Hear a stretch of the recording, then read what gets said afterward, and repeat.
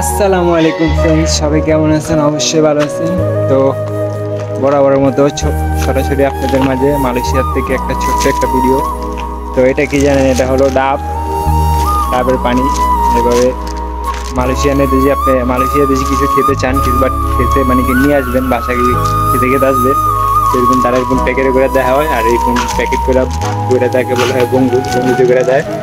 তো বেশিরভাগ যে কোনো দোকানে চা, শরবত, চিনুন বেশিরভাগ এভাবে দেওয়া হয়, এভাবে নিয়ে এসে খায়, তারপরে নিয়েও খায়। তো ব্যাপারটা খুবই জোস, যে আপনি চাইলে এভাবে নিয়ে আসতে পারে। তো এখানে একটা ডাব 5 টাকা, রেগুলারলি সবসময় আমরা যেখানে ডাব খাই দেখি 5 টাকা করে বেচে। এক রেট সব জায়গায় এরকমই থাকে।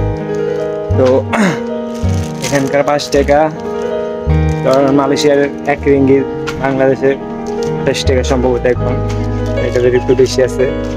তো এই ব্যাপারটা আপনাদের কাছে শেয়ার করলাম, থেকে খুব ইন্টারেস্টিং। অবশ্যই জানাবে আপনার কমেন্টে। মালয়েশিয়া আছি আমি, তো ইনশাল্লাহ আমার জন্য দোয়া করবেন।